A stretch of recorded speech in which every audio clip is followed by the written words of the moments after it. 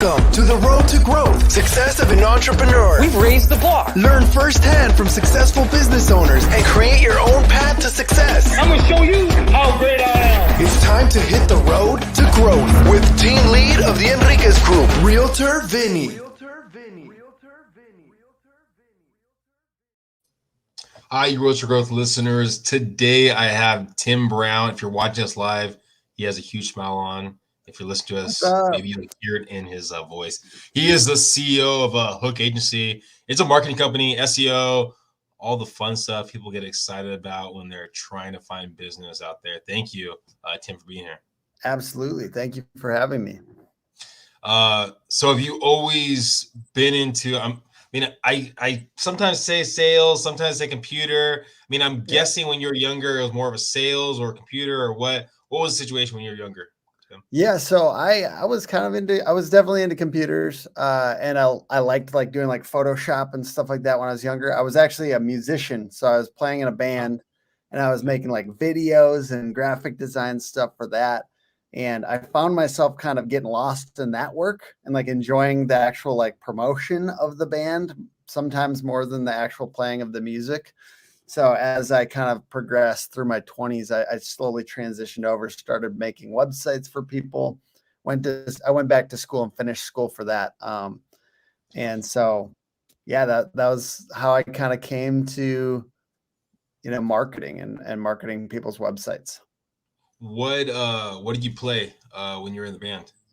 I sang and I played a little bit of keys. And I thrashed around. I was the front man that jumped around like an idiot and wore weird costumes and stuff like that. So it was fun. So you were dancing, singing, and playing the keyboard in front of you. Is that keys, right? Yeah, mostly just dancing and singing, and then every once in a while I played a little bit on a synthesizer. Oh wow! What kind of music was that? We were doing bluesy, kind of psychedelic, and a little bit of hard rock. Okay. So you like the idea of, I guess, asking for getting people out there, getting people to your concert. You're talking about pushing it out there, making videos. Yeah. That was kind of like your jam. Yeah, I think the band would have, if it was better, it would have been a little easier. I think that ultimately, if the product's good, it's a little easier to market. We did everything we could though, and I tried and failed at a lot of things. And I guess all that was just kind of fodder for the transition. But yeah, the band was okay. It's funny. You see so many musicians and bands that are actually pretty good that fail. And it's a very common theme. It's just, it is very fun though. So I'm glad I did it. I'm glad I went through that long phase, even though, we weren't that good, if I'm honest. How old were you when you were in the band? I was it was 22 to 25 kind of range. Okay. So before that, right? Yeah. Were you putting videos out there? Were you going to school? Did you go to college? Who was younger Tim? Younger Tim, to be honest with you, younger Tim was kind of a piece of shit. I love I was a total partier. And I'm not going to go into that whole thing, but let's just say I'm sober now. And it was a total, when I was younger, I was a little bit of a loose cannon and definitely came from a very religious family. So I was kind of this outlier, this person that was what is he going to do? And so I went through all that. I had that experience and at a certain point just needed to kind of get stuff back on track. And it's kind of hard to go into that without, I don't know if your professional audience wants to hear how that all transpired, but I definitely had a rock bottom moment. And then I had to essentially reinvent myself. I had to say, hey, even if I have no friends, I'm going to start this over again. I'm going to try to do the right thing. And it was very difficult for a long time, to be honest with you, especially a young man, 24 years old, trying to come up. It made a lot of extra time, if you take that piece out of the equation, you got a lot of extra time all of a sudden. And that extra time, I was painting, I was doing visual stuff. I finished school. And I was able to my dad told me when I was younger, graphic design isn't a real job, but I made websites, and people started to want those websites, and I sold some. Like I sold one to like the biggest, or one of the cool music venues in town. I like biked there. I didn't have anything, and that whole experience, it really empowered me. And even like going on the road and going to Yellowstone, and then I sold a website like on the road when I didn't have money. I sold a website to get back home almost, and was able to consult with those people, get a check. It was a beautiful experience because I did not feel like I had control before that about my income. I was always in the service industry, like valeting cars and busting tables and stuff like that. So when I found web design, I liked it. People wanted it. They started to give me money. So it really is a story of like, how can I wanted to be useful to the world. How can I be more useful? And for me, the more useful I am, I've seen my income increase. So that's kind of the way I explain it. Cause ultimately, I'm passionate about music, but it's very useful for me to do this web design stuff and help people get to websites and stuff like that. So yeah, my entrepreneurial journey has really drawn me. How can I be more useful to people? And that's definitely been a big positive shift in my life. And now, obviously being able to employ 15 people at this company, and so it's 16 with me, and the ability to make a positive impact in their lives and some of the clients' lives. And yeah, so we have like 40, 50 clients, and yeah, marketing their websites. I'm sorry to skip around a little bit, but just to give you kind of like what it was like, what it's like now. And that's been over the last 5 years, because I went out on my own about 5 years ago. And about 3 years ago, we were 5 people. About 2 years ago, we were 10 people. And then COVID happened, so it was a little slow. It slowed it down a little bit, but yeah, it's different challenges at different levels of the business. The first thing was just like, how do you get leads? How do you get business? All that. It was like a lot of effort all the time for getting new business. And as it moved on, I had to figure out, how do I keep employees? How do I make a culture that actually is about something substantive? And now I do believe our culture has something substantial and is good, but it's also like, how do I pay them more, and how do I give them opportunities to lead? And so there's a lot of different challenges that have happened since we started. I would say those are 3 of the biggest problems I've had, and they confront you pretty hard, especially when you're small as a company, because you put your heart and soul into something, and then like an employee that you spend a ridiculous amount of time training goes away after 1 year, and you have to say, damn, how do I keep people here? How do I make people want to be here? How do I make this a place that like changes people's lives in an obvious way,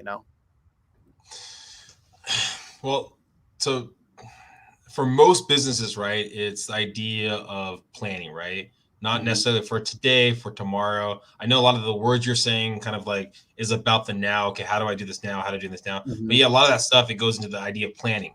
Right now, it sounds like when you were younger, it was more for the now, right? It was like the party, the scene, and it was, just trying to find enough money to take care of now. What triggered you or made you change from thinking about the now to think about the future? Do you remember? Yeah, the first couple of books that I read about like goal setting and stuff like that, one of them was called Think and Grow Rich. I don't know if you're a fan.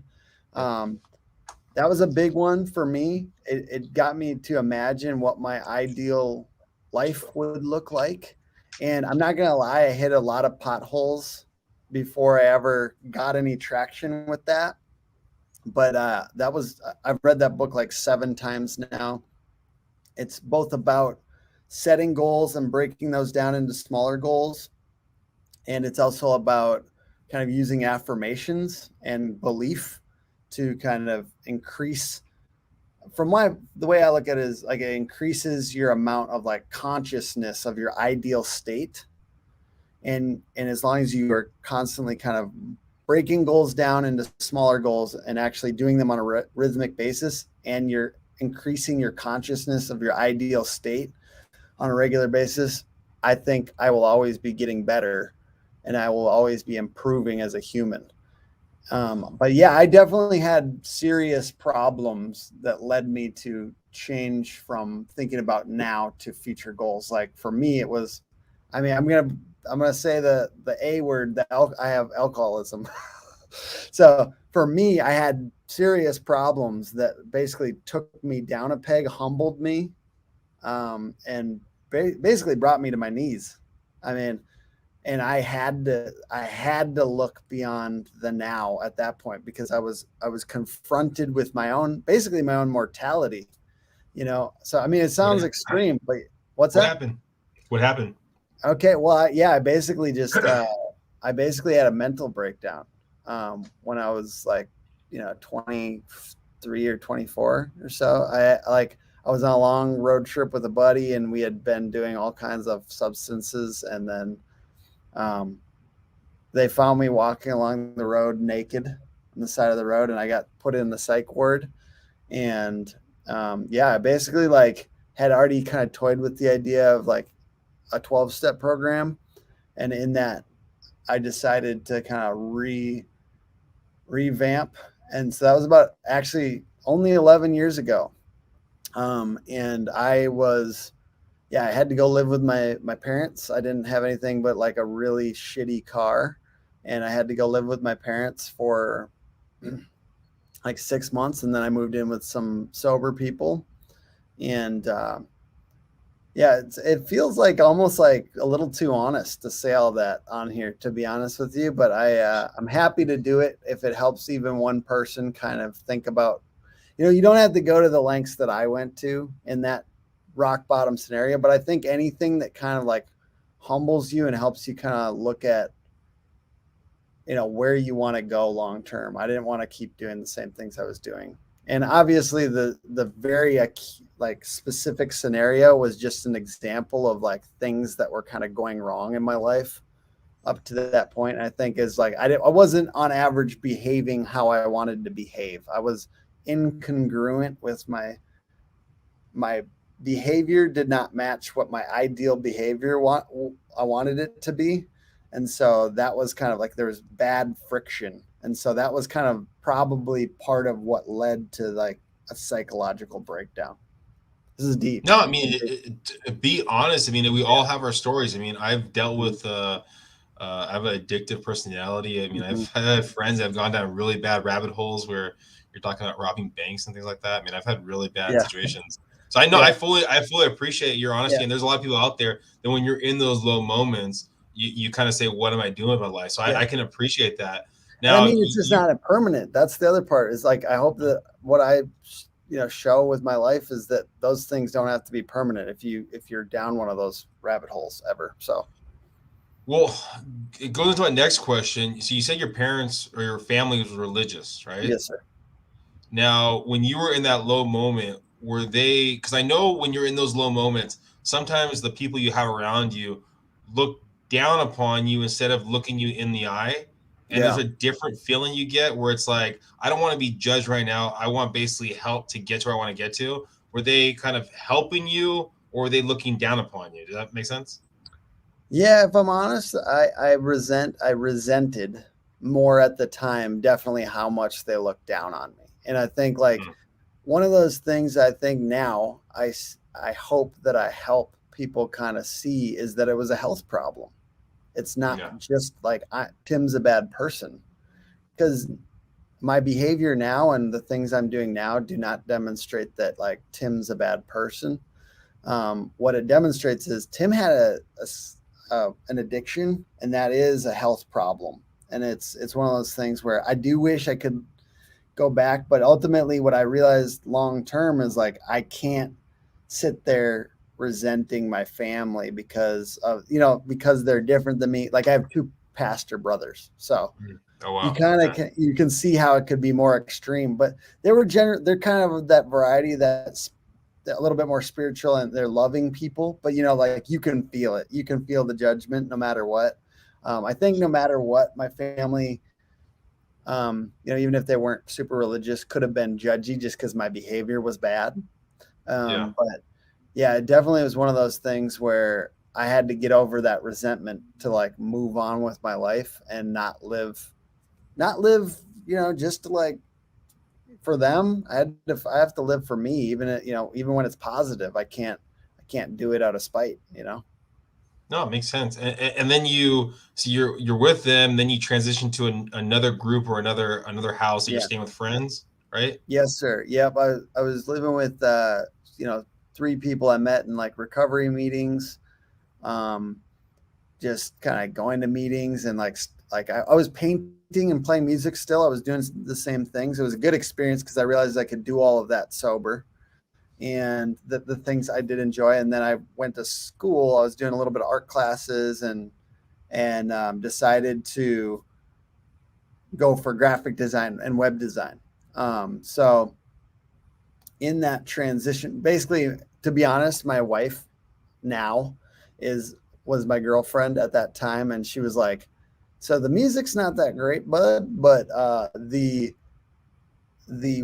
visual stuff, like I was painting, she was like, that's actually pretty good. And you should do something with that. You should develop that further. It kind of encouraged me to like finish out college and to I think that was always kind of the plan, but it kind of encouraged me along that path and to do more visual stuff. And just basically, I also realized at that time or the next year or so, I realized that people would pay me for it.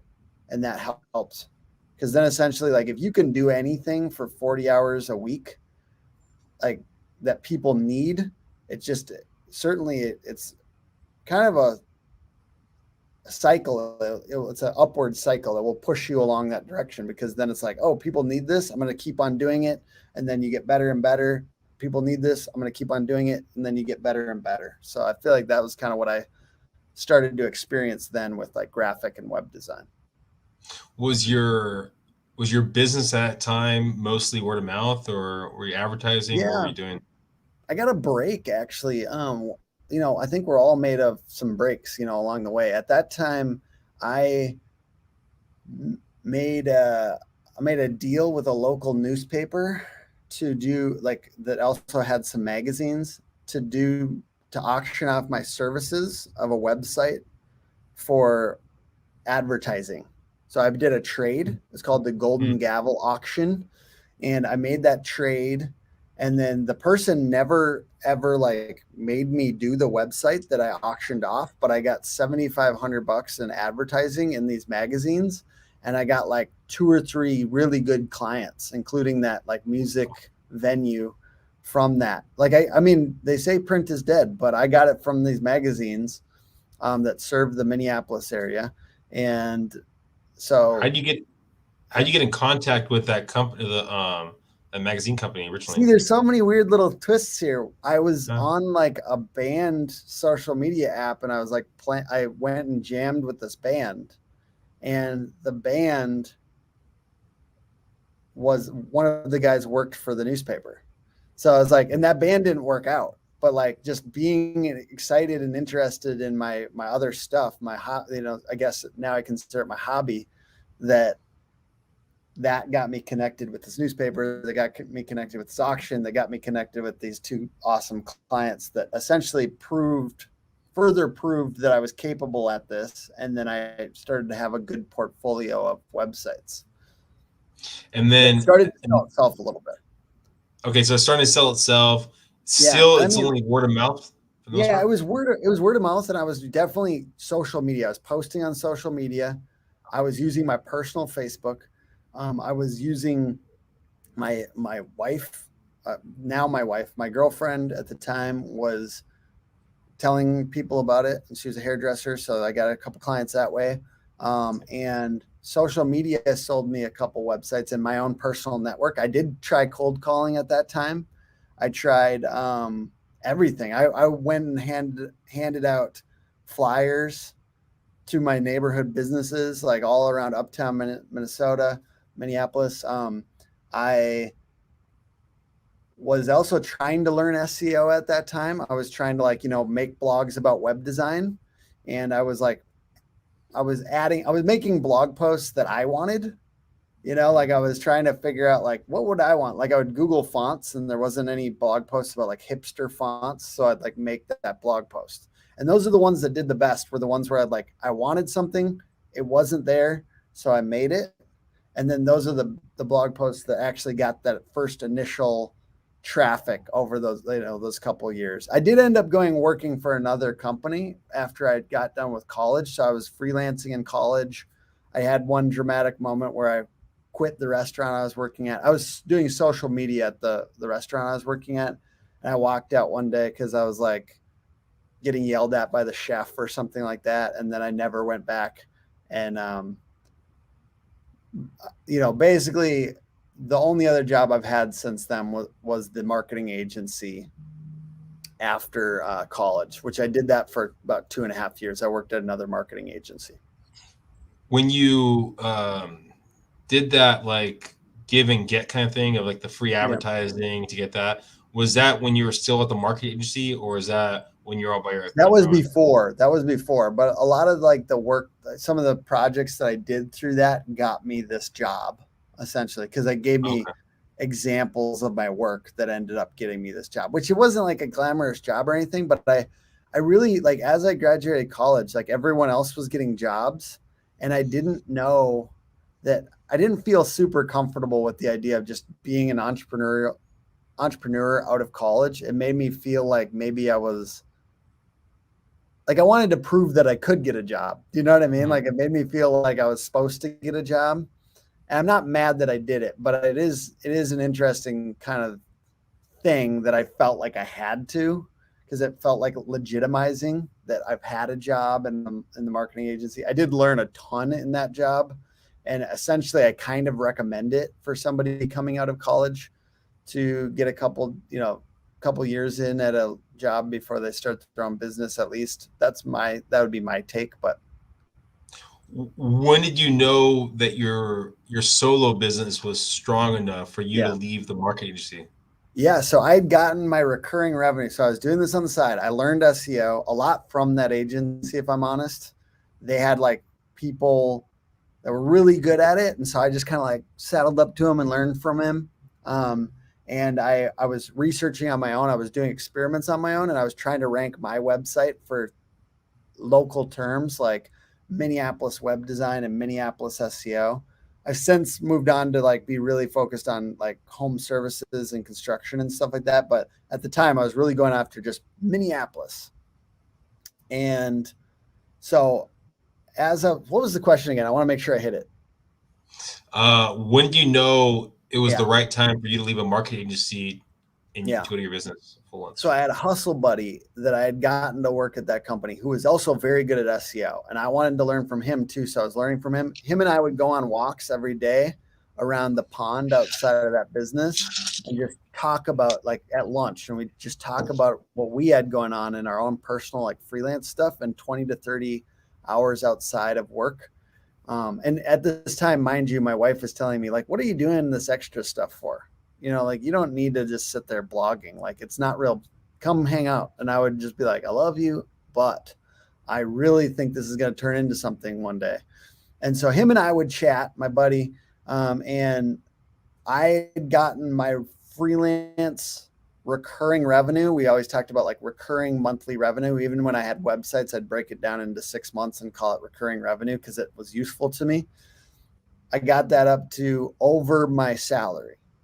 So I think I was at like 8 to 10K or something every month of recurring, and I had broken it down over 6 months. Now, a lot of those were projects, and I was just kind of using recurring to give me some like sense of stability. Yeah. But once I got to that point, I essentially knew it was going to be time to go, because I knew that the 40 hours, you know, I was making more in 20 hours than I was making in 40 hours. Mm. You know, it's time to take those other 40 hours and put them towards the thing. The thing. What did your wife think about that?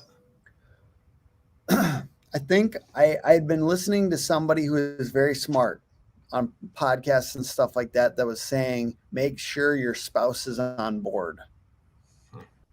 You got to make sure your spouse is on board. Everything's going to be better if your spouse is on board. So I would just like, I slowly brought her to the same conclusion by discussing the real financials of the situation and like giving her insight. Like, I've got 10 leads coming in on my website every month.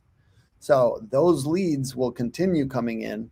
Look at this graph, like essentially making the case for this is why this is going to be good. And it's going to be scary and I'm going to be weird, but it's going to be good. And so, yeah, it was a December 6th in 2016. And honestly, I'd given my employer, I guess that was a big moment. Like, I gave my employer word that I was going to be there for a month. At a certain point, we decided I got all my stuff done. I could leave after 3 weeks. I was excited because I had this little office. I felt better with an office just away from my home. So I went and I was just very excited. I wanted to get in that office and hang out in that office, even though I didn't have that much to do yet. Cause I got 40 extra hours a week. It was crazy for 6 months, to have that much extra time. I didn't know what to do with myself. I spent all that extra time just on marketing myself. And I started to sell because I knew it was a good business model from them, that SEO was a good business model. So I started to sell that to people that wanted it. I had 2 clients on that already, but I started to sell that more. I tweeted about it. I did crazy stuff, man. I did weird growth hacks. I'd get auto likers on my tweets. And honestly, it's funny. Everyone hates on growth hacks, but I sold business that way. I tweeted it and then I did auto likes on it. And then somebody converted on that page that day and then became a really good client for 2 or 3 years. I have done things that were kind of weird, growth hacky, but they created business. I did everything, man. That first year I got a tattoo on my leg that was for a company and I got $3,000 in credit from them. And so I was very scrappy, you know what I mean? And for me, that was really important because that gave me enough in that first year. So I got to 360K in that first year to hire my wife. And so the funny thing was, that's a good story because she left her business. It was a big corporate company. She wasn't making a ton of money. So it was kind of a no-brainer. I was like, dude, if you're an admin for me, we can pay you more than that. Let's do this.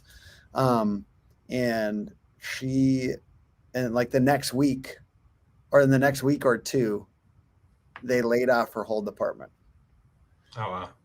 So to me, that anecdote kind of just says you think corporate is safe too. You don't, you think of entrepreneurship as scary and freaky and all that. And you think of corporate as safe, but then they lay people off and drove sometimes too. So ultimately it was just one of those risk pays off moments.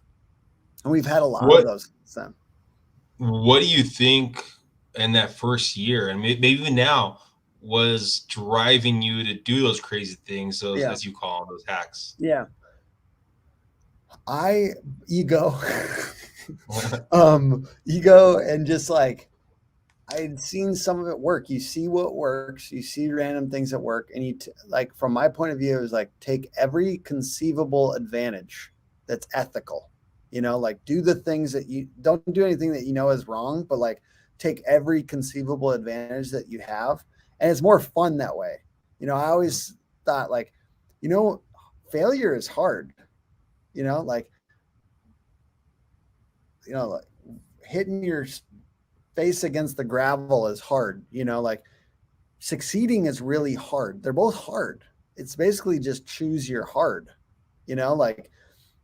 if it's going to be difficult because you don't have money or, there's just too many problems around, I guess, being lazy, then it hurts too. And then on the other side, I do think it's very uncomfortable to do 60, 70 hours a week, but it's also they're both hard. So yeah, to me, it's, that's kind of what drives me. Cause I know it's uncomfortable when I'm lazy too. And I am sometimes. Sometimes it's nice to be a little lazy. Yeah, I'm not gonna lie, dude. I'm not a workaholic anymore. I'll be honest. I'm 5 years in. I work a little bit less. I've learned to trust my team. I've hired very smart people.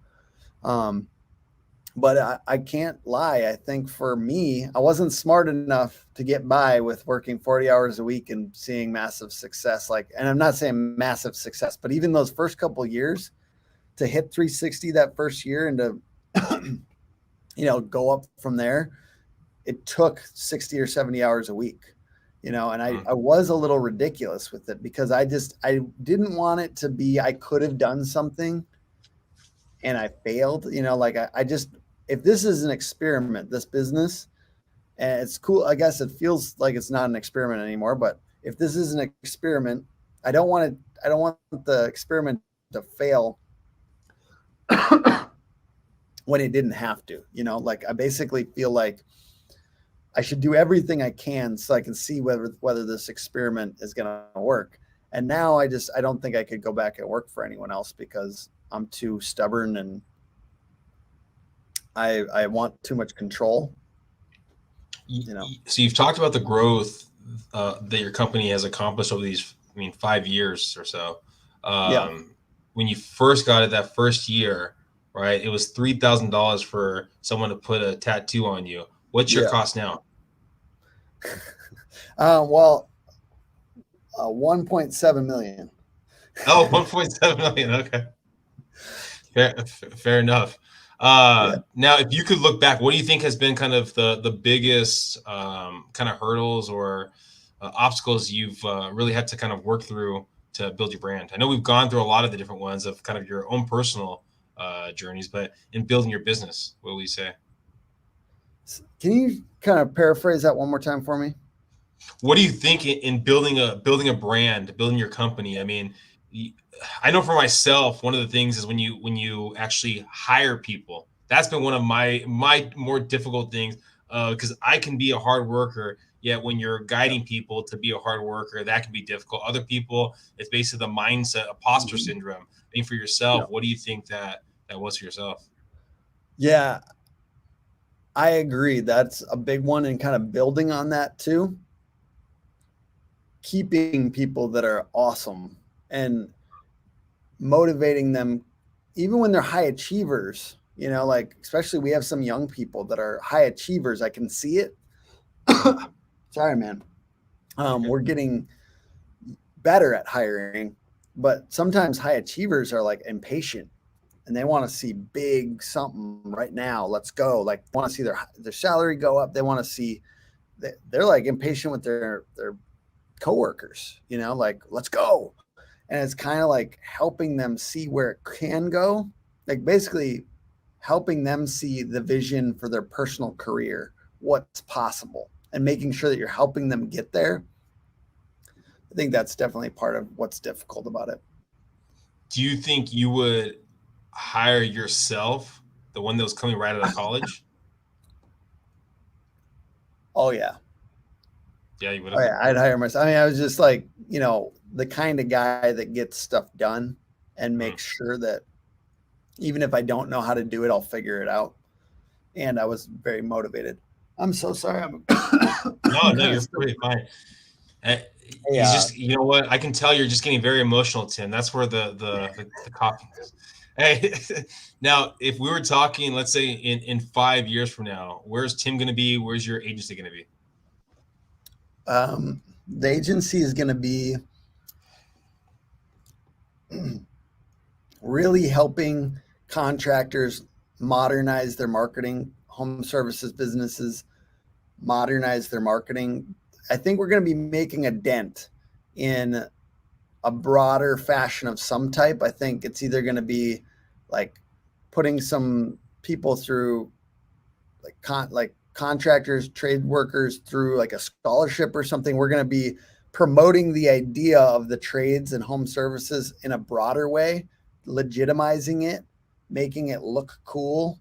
And we're going to have a team of ridiculously productive marketers that are making above average money working here because we've got systems to provide that make value beyond just the people's time. We're creating either some software or, we've got a couple things in the works that are like tools for leverage that that help us be more productive than your average company.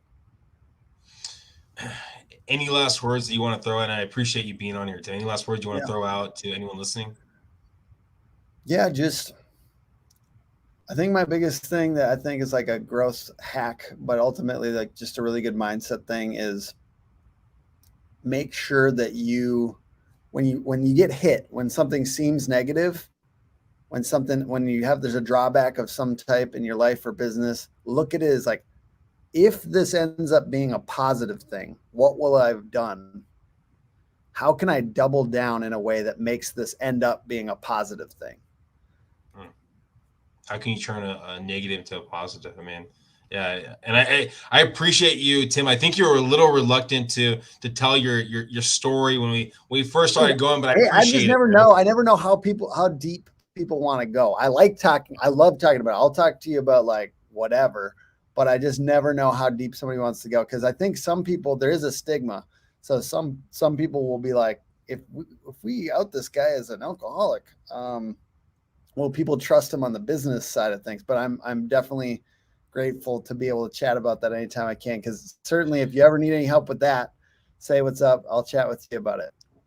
Yeah, no, I mean, I've had people on here and you can tell that they're telling that they're fake, where they go, oh, nothing's ever gone wrong. Everything's true. I mean, it doesn't matter who you are out there. You've gone through some sort of issues. It could be with work. It could be personal. It could be whatever it might be. But I think for most people listening, and I know myself included, when I feel someone's being real, it makes the things you're going through that much easier to kind of push through. So hopefully people listening right now can relate to Tim, relate to his journey, and realize he's a different person than he was then. And that's why he's able to help so many people get to where they want to get to in life. So thank you, Tim, for being here. So if someone's listening and they want to hear more about you or connect with you, what's the best way?